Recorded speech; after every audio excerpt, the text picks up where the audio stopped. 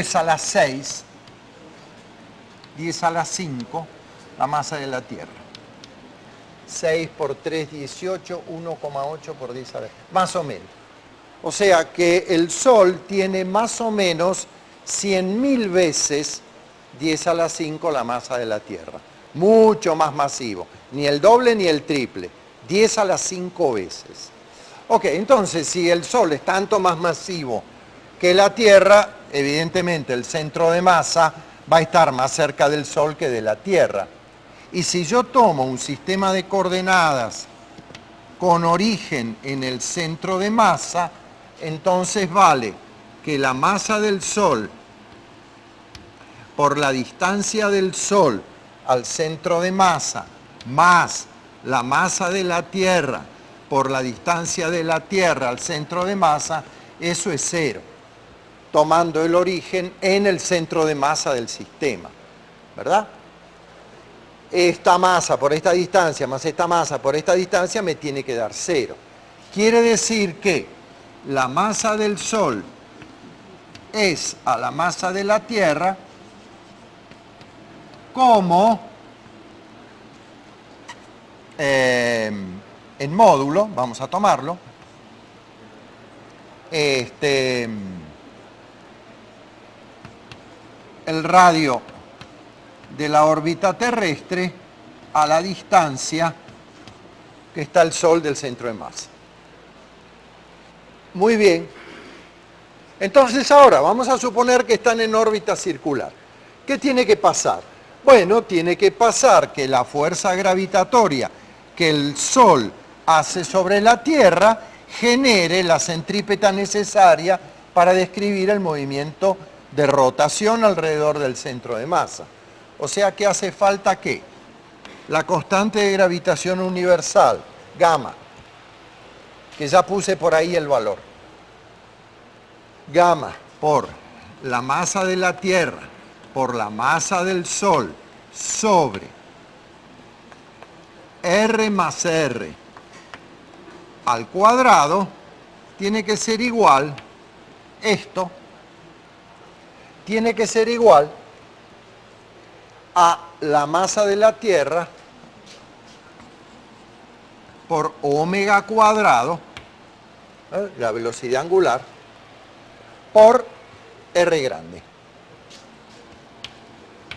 Estoy pidiendo que la fuerza gravitatoria sobre la masa de la Tierra sea la que genera la centrípeta necesaria para que la Tierra esté en órbita alrededor del centro de masa del sistema. Están girando, debido a la atracción gravitatoria, ambos alrededor del centro de masa del sistema. Esto es la velocidad angular de rotación de la Tierra alrededor del Sol. O sea, es lo que llamaríamos su velocidad angular orbital, la que determina los 365 días del año, no el día. El día tiene que ver con la rotación de la Tierra intrínseca sobre sí misma. Muy bien, pero por otro lado, si acá está la acción, acá está la reacción, porque las fuerzas siempre vienen de a pares. Entonces, por otro lado, esa reacción tiene que generar que gamma por la masa de la Tierra, por la masa del Sol, sobre R más R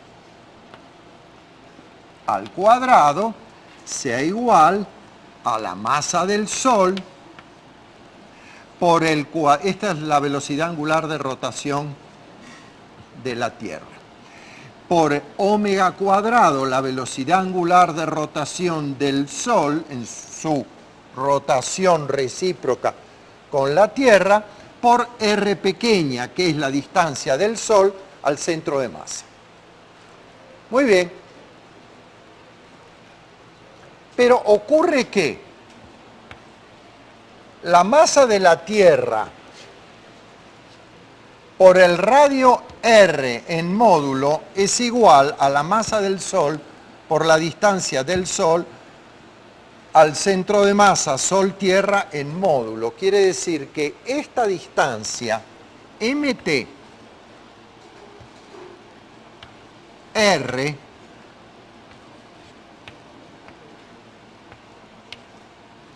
es igual a la distancia MS, al producto MS R pequeña por omega T al cuadrado.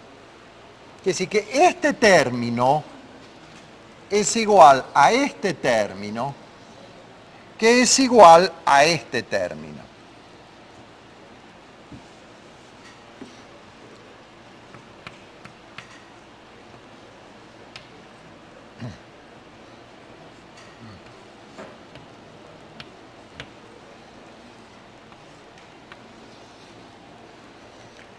Como esta es la acción y esta es la reacción y son iguales en módulo, como este producto es igual a este producto, entonces no queda más remedio que las velocidades angulares de rotación de la Tierra alrededor del centro de masa y del Sol alrededor del centro de masa sean iguales. Quiere decir que ambos están rotando con la misma velocidad angular. Exactamente con la misma velocidad angular. Y ahora vamos a ver cómo es esa velocidad angular.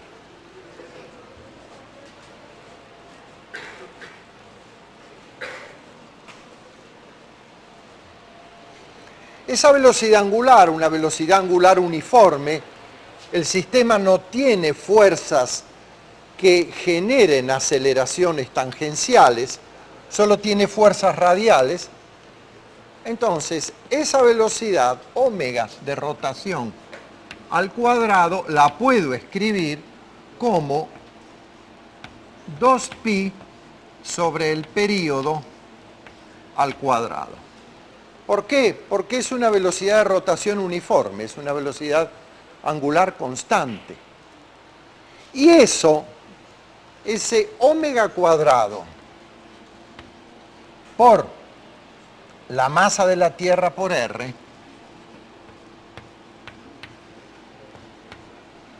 que lo voy a escribir como 2pi sobre T al cuadrado por la masa de la Tierra por R, es igual a la fuerza gravitatoria, que es el producto de la constante de gravitación por la masa de la Tierra, por la masa del Sol, sobre R más R al cuadrado.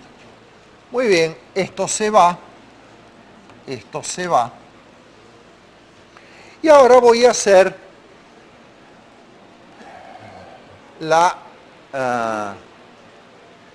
voy a concretar esto que dije acá.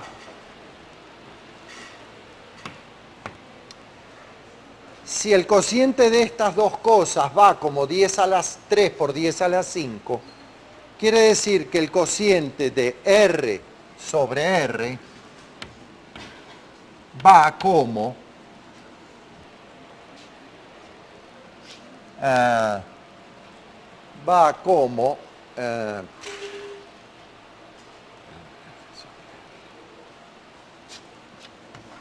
3 por 10 a la 5 a la menos 1. Quiere decir que esta distancia es tanto más grande que esta, que aquí la puedo despreciar. Dicho en otros términos, el centro de masa del sistema Sol-Tierra está tan cerca del centro del Sol que esto es despreciable frente a esto. Y no solo es válido para Mercurio, para los planetas interiores, Mercurio, Venus, la Tierra, sino que es válido para todos los restantes, para Marte, para Júpiter, para Saturno, para Urano. Es tanto mayor la masa del Sol que el centro de masa está prácticamente, no en el centro del Sol, pero dentro del Sol. Entonces, si yo puedo despreciar esto, resulta lo siguiente. Resulta que 4pi cuadrado sobre el cuadrado del período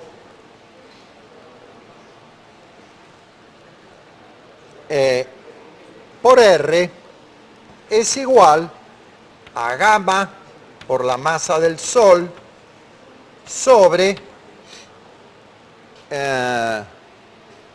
R cuadrado.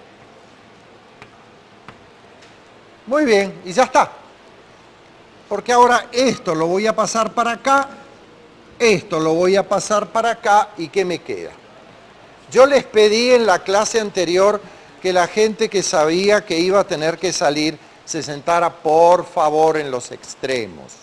Sea porque tienen necesidad de salir, sea porque no se queden hasta el final de la clase. Ok, entonces ya está. De aquí yo voy a sacar que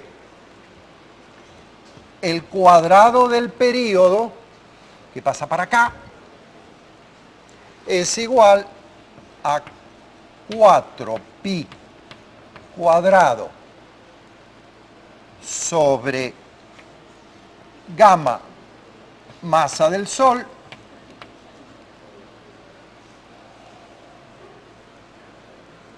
por R cubo.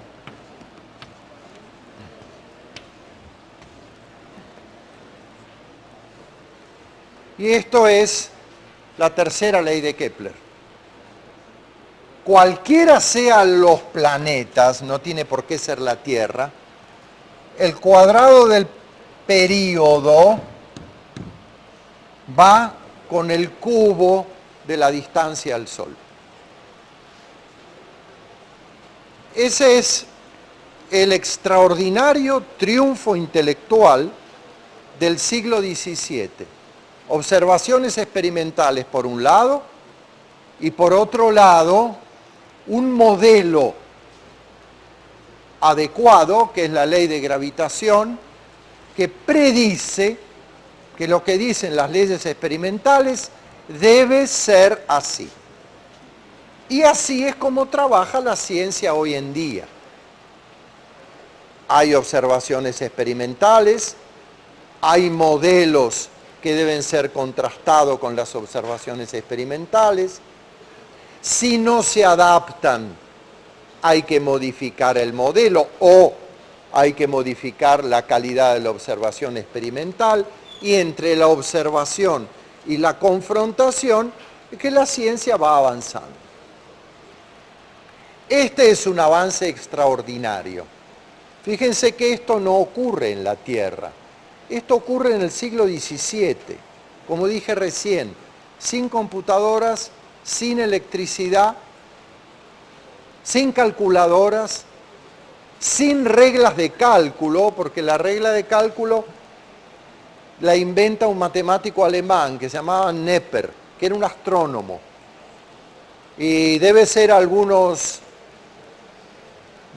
un siglo posterior, la verdad es que no estoy seguro. Entonces calculaban como habían aprendido a calcular en la escuela, pero eran tremendamente perspicaces y tesoneros. Extraordinario éxito de la humanidad. Encaja la observación con la teoría. Por otra parte, esta ley no es solo una ley de los cielos, también es una ley de la tierra, porque es la ley que genera la fuerza más antigua y más conocida por el hombre, desde que era mono, que es la fuerza peso. ¿De acuerdo? Muy bien. Entonces, en el caso de órbitas circulares, ahí tenemos la demostración de la tercera ley de Kepler, que se llama la de los, como dije, de los cuadrados de los períodos y los cubos de las órbitas. Nunca me sale de una. Tercera ley de Kepler. Vamos a ver si podemos con la segunda, que es la velocidad areolar. Y sí, vamos a poder.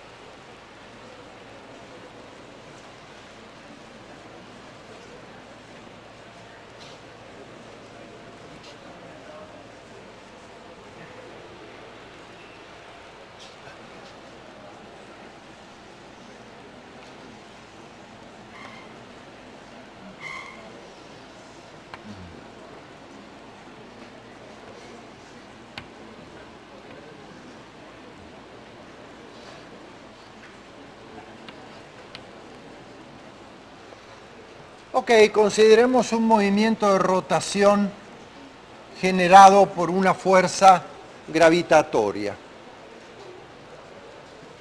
La tercera ley de Kepler, yo la tengo como la... No, perdón, no, es la segunda.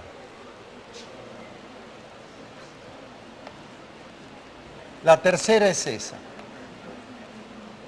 Es la constancia de la velocidad areolar.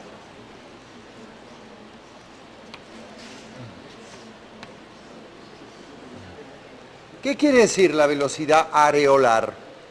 Es el área barrida por el vector posición por unidad de tiempo. O sea, el área que el vector posición barre o cubre por unidad de tiempo. Y la segunda ley de Kepler dice que esa velocidad areolar es constante en la órbita. Entonces vamos a ver, ¿será verdad eso? ¿Cuánto vale este diferencial de área? Este que está acá. Bueno, esto es un triángulo diferencial cuya área vale 1/2 de la altura por la base. ¿Pero cuánto vale la base? La base vale este pedacito que es V diferencial T. Esto es el diferencial de longitud recorrido a lo largo de la trayectoria, el ds, que es V diferencial T.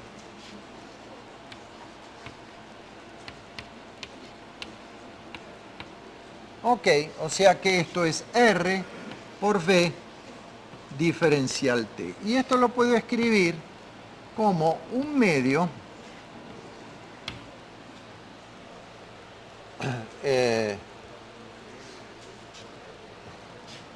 de R por este V, que es omega R diferencial de T.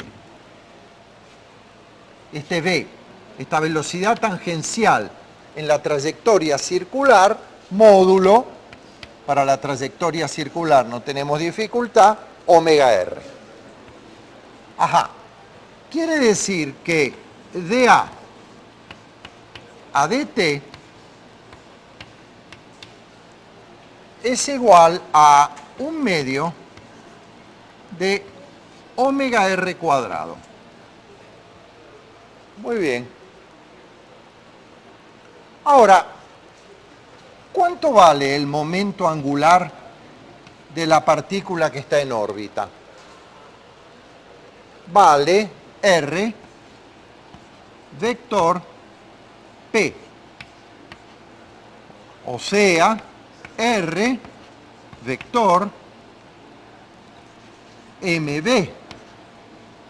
Y R vector MV, este R vector, esta velocidad que es tangencial, vale R por M por V. Para la órbita circular este ángulo es recto, luego el producto vectorial va a dar un seno que es igual a 1 en la dirección K. O sea, el momento angular sale de este plano y tiene por módulo RMV, donde V es omega R. O sea que esto es igual a M, este V es omega R, esto es omega R cuadrado, en la dirección de K. Muy bien. Pero entonces ya está.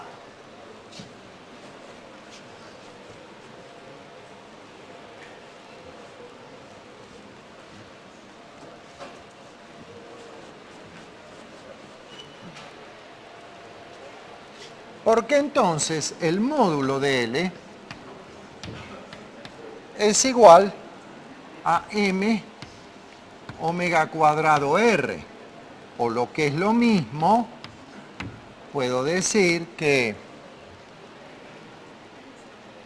perdón, omega r cuadrado, disculpen.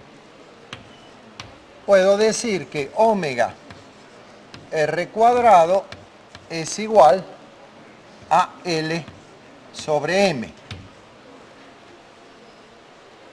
¿Y por qué me interesa pasar por el momento angular? Porque el momento angular se conserva. ¿Por qué se conserva el momento angular? El momento angular se conserva porque la fuerza es radial. La fuerza, que es esa, que es radial,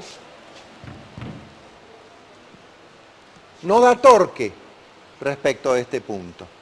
Y yo ya sé que el momento angular se conserva cuando los torques se anulan. Yo ya sé que la suma de los torques es la que hace cambiar el momento angular.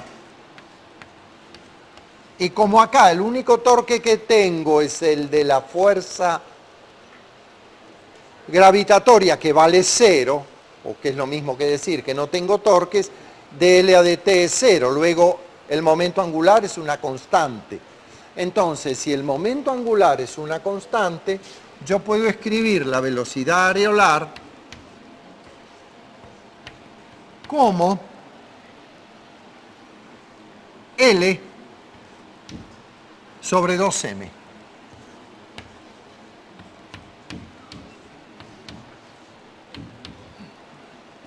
Y sale otra de las leyes de Kepler. La velocidad areolar debe ser constante. ¿Por qué? Porque el momento angular es constante. Y el momento angular es constante porque me lo dice la mecánica. Me dice que esta fuerza llamada central, acá me falta un 2.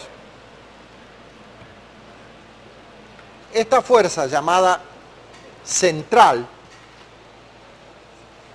porque es una fuerza que está siempre en la dirección radial, no da torque, precisamente porque es una fuerza en la dirección radial. Las fuerzas centrales no dan torque, esta es una fuerza central. Luego, necesariamente, como el momento angular se conserva, es constante la velocidad areolar. Ustedes me van a decir, bueno, pero ¿y qué gracia tiene eso?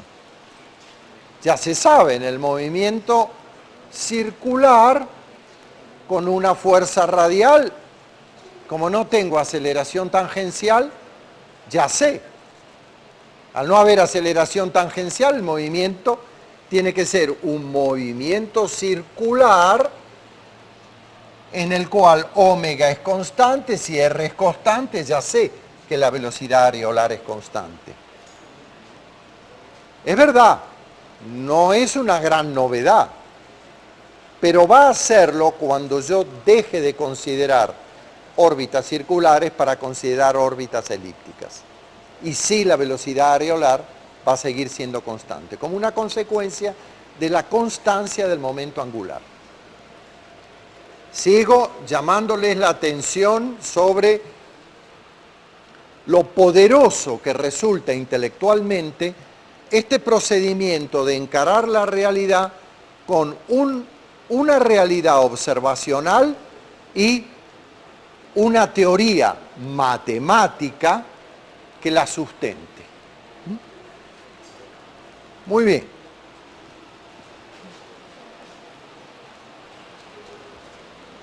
Vamos ahora a ver cuánto vale para esta fuerza gravitacional, cuánto vale la energía.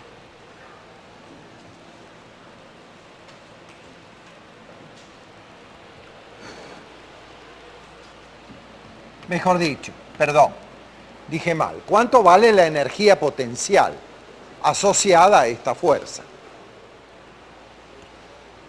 ¿Cuánto vale la energía potencial?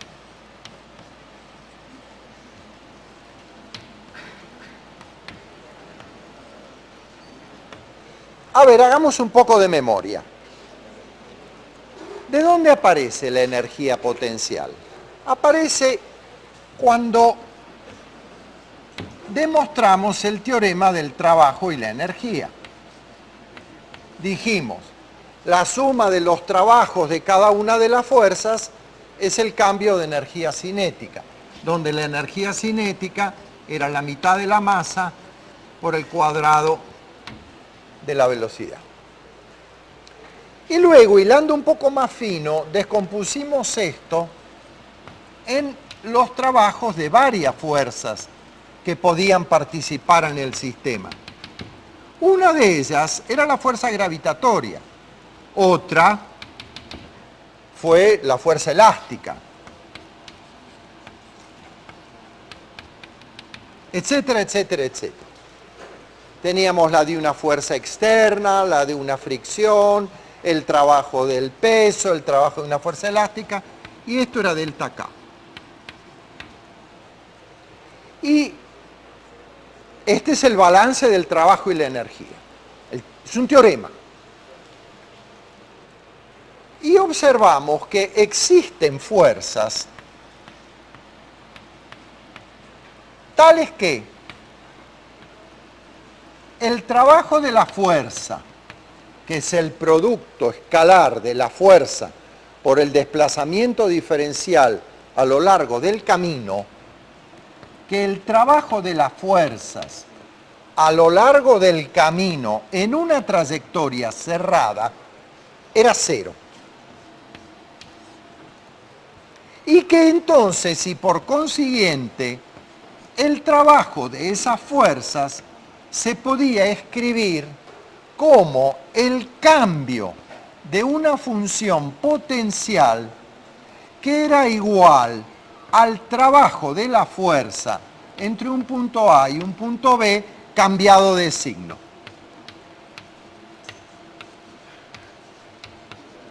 O sea, yo voy de A a B,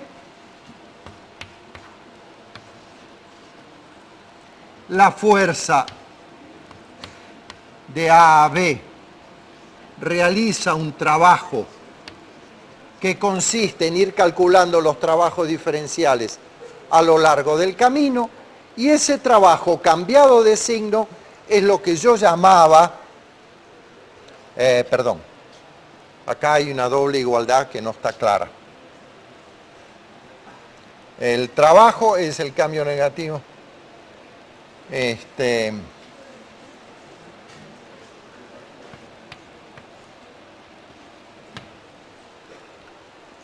Entonces, considerando que el trabajo de esas fuerzas privilegiadas, llamadas conservativas, no depende del camino, sino que solo depende de los extremos, fue que yo dije, bueno, entonces yo voy a hacer un chiste a esto. El trabajo de esas fuerzas lo calculo de una vez para siempre por el camino que se me dé la gana, el más fácil para calcular la integral. A eso le cambio de signo, es el cambio de U, y vienen para acá y no lo meto más con los trabajos, sino que lo meto con las energías. Y nos quedó el cambio de la energía potencial gravitatoria. Cosa que todos ustedes saben y recuerdan. Pero, ¿cómo calculamos la energía potencial gravitatoria en ese momento? Dijimos, bueno, si la fuerza F es la fuerza peso,